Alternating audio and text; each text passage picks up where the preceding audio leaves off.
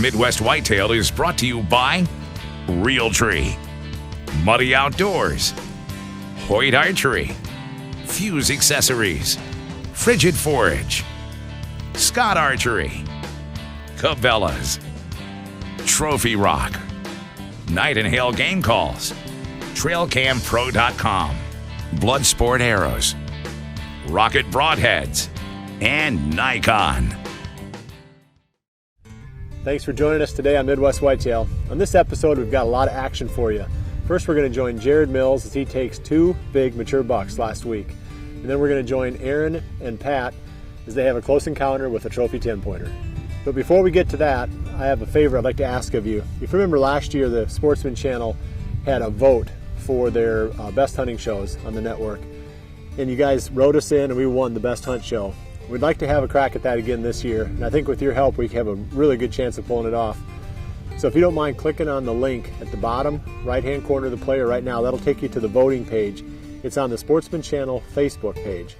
And there you can vote for Midwest Whitetail for Best Hunt Show. With your help, I think we can pull this off. Now let's get right to the action.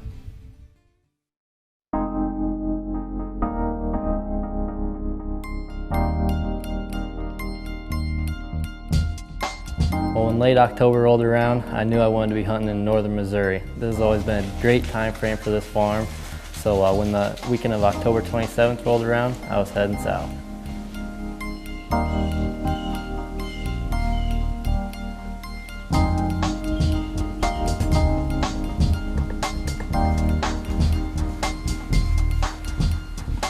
Well, the morning of the 27th, I went way back into a big chunk of timber and hunted a stand that we call the master bedroom. That morning I had a great encounter with a mature 9-pointer. He came in and put it on a show and worked numerous scrapes while he was around me. I mean, it was almost an hour-long encounter. There's a couple times I was actually at full draw ready to shoot him, but in the end I decided to let him walk. It was my first morning hunt of the year, and I didn't want to be tagged out that early. I knew there's some better bucks in the area.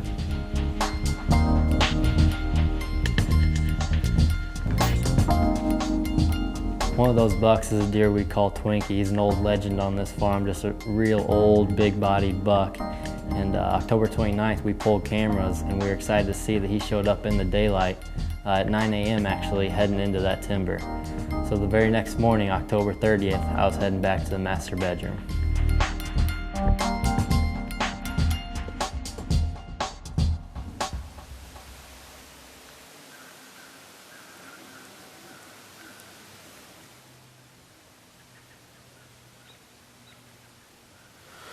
Well, I'm back here in Missouri. It's the morning of October 30th.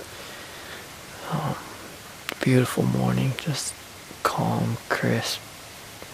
I love the spot, especially on these calm mornings like this. You can hear everything. You hear the deer way before you ever see them. I'm way back in the timber, hoping to catch these deer coming back from the crop fields.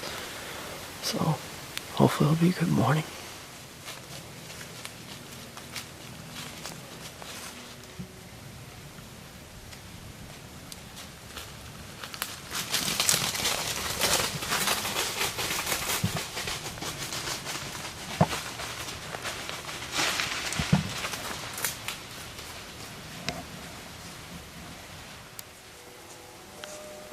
It was a nice, calm, cool morning, perfect conditions for late October. I had quite a few deer moving early.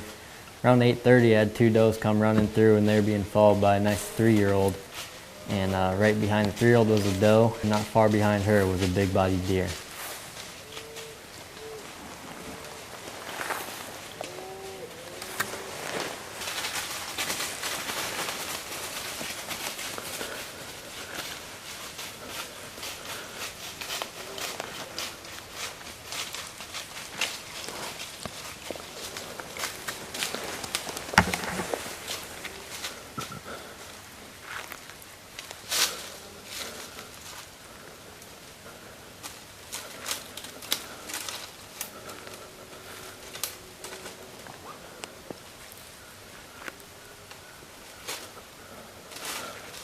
Right.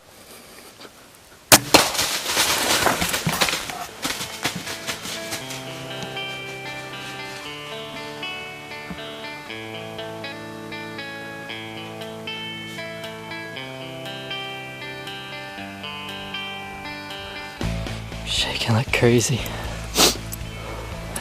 That's a legend of a buck right there. That's a buck we call Winke.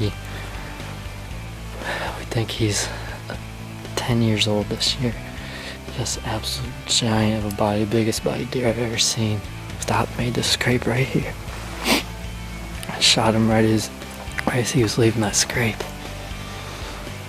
I need to go back and look at the shot. I'm not positive. I might hit him a little back, but he was quartering away pretty good, so he didn't know he ran down the hill, and I couldn't hear much after that.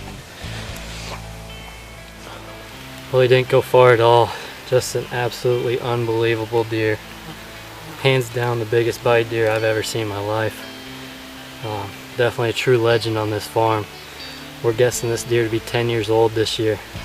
And just, I mean, it's not very often you get a chance to even hunt a buck like this. So he doesn't score a lot, but he is absolutely a true trophy in my book. Well, upon recovery of this buck, I was blown away at the body size of this deer. I mean, hands down the biggest body deer I've ever seen in my life. It's very rewarding to kill a deer that we have so much history with, first of all, but also a deer that caliber age-wise. He's always been a tough deer to hunt, and thankfully he slipped up this year, and I was lucky enough to be there when it happened. So even though he doesn't have the biggest set of antlers on his head, he's certainly a trophy of a lifetime for me. So being tagged out in Missouri, I was heading back to southern Iowa, and little did I know I was going to have an opportunity at another trophy of a lifetime.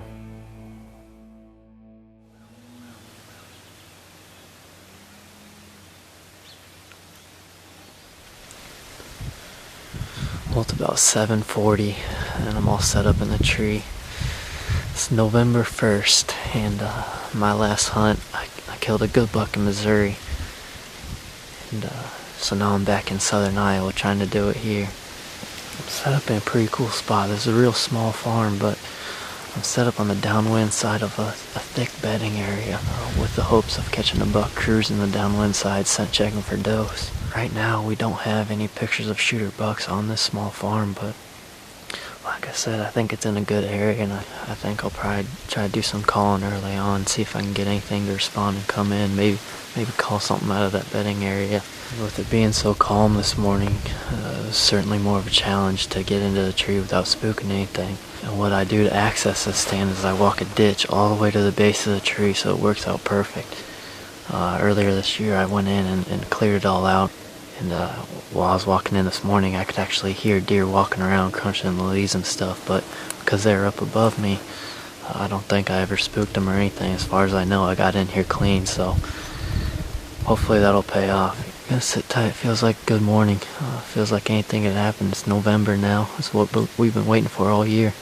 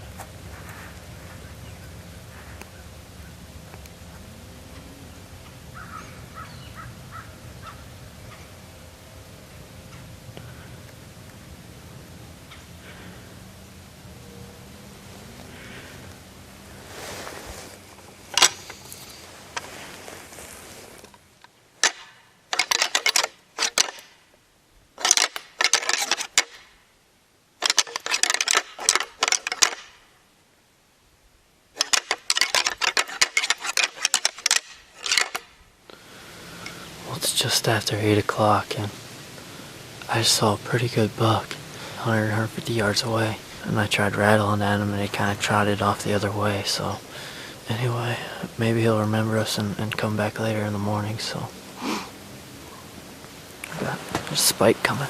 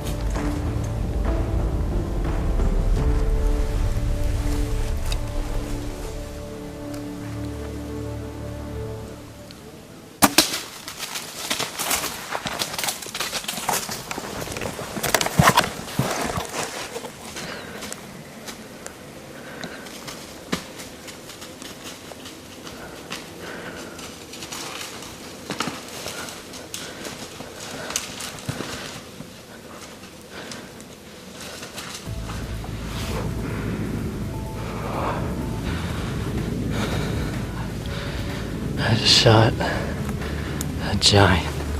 He's dead. Not even 40 yards away. Walked right underneath me.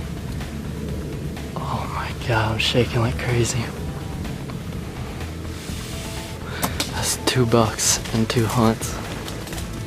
Killed one in Missouri 2 days ago. Came back here, southern Iowa.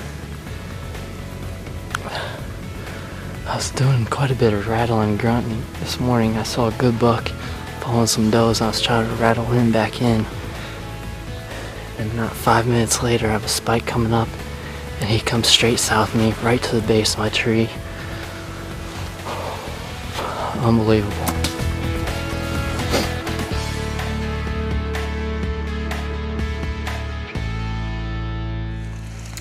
Well, just got back to the stand and waited for some buddies to come out and help.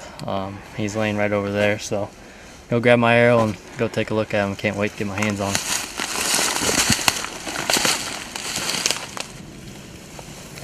Another blood red blood sport. That's what you like to see. Let's go get him. Look at that deer. Unbelievable. What a stud. You gotta be kidding me. Unbelievable. That's 2 bucks and 2 hunts for me. So I'm tagged out in Missouri and Iowa now. What a morning. I mean, he came into the horns. He was all mad, ready to fight. Walked underneath me and put a perfect shot on him. He didn't even run 40 yards, so what a morning. I couldn't be any more happy right now. Man.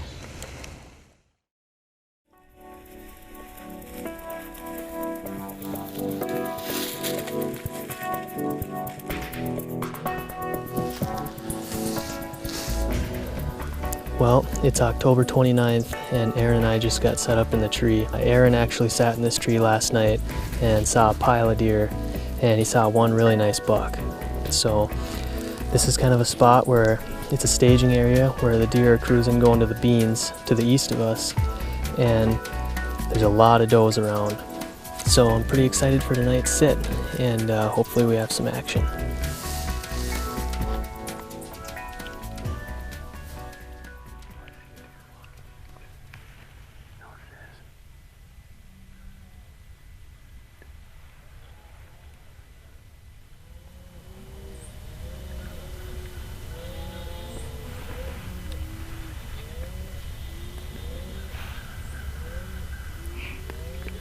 Oh, there he is. Big deer, bad noise. 60 yards. 70 yards maybe. Oh man, yeah, big deer. Yes, it's him. He's gonna come right up through there. You're gonna have to snort wheeze at him like we talked about. Fly that doe right here.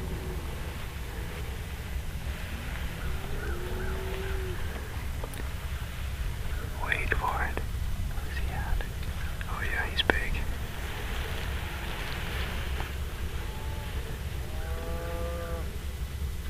Yep, it's the same buck. Big 10. Got a real soft one.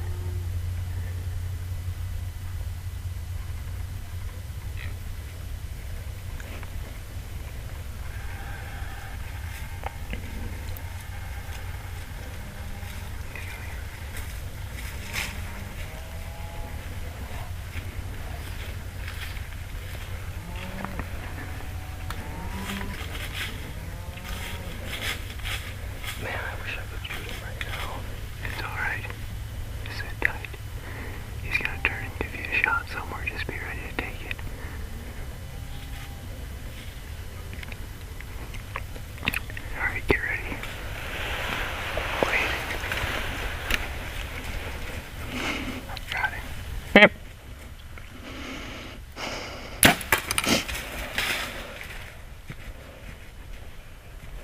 him. I think I hit him high, Aaron. I think I hit him high. Where is he? He's right out here. Okay, got it.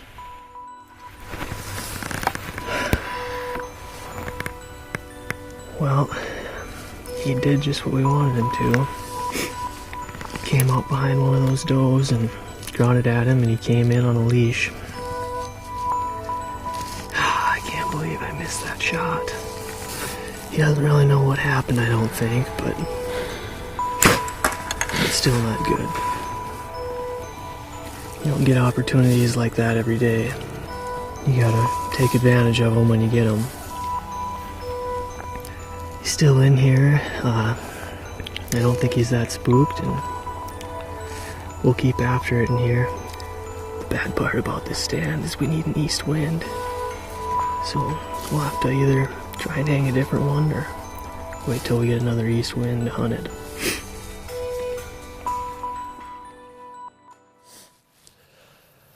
Well, we just got back to the truck. It's kind of tricky sneaking out of there, but that was one thing that Lake and Aaron did last night when they hunted this tree, is they were real stealthy getting out. I mean, there's deer all around you, so you really got to be careful and take your time getting out. That's why we were able to hunt this again tonight. That was actually the same deer that Aaron and Lake saw last night when they were sitting in that tree chasing does out in that bean field. It was kind of funny. Aaron and I were talking in the stand saying that, well, if it does happen out of this tree, they're probably going to be walking through that CRP grass, and you'll end up having to grunt at them to get them to come in, because the stand's not really in the perfect spot, but it's the best that we can do with the trees that we have.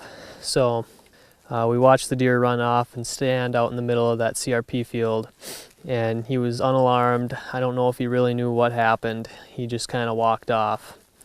So the chances of him coming out again are probably not as good as they were before, but hopefully we can stay persistent and maybe we'll get another crack at him. Thanks for joining us this week. We'll see you right back here again next week for the next episode of Midwest Whitetail, and remember to always dream big.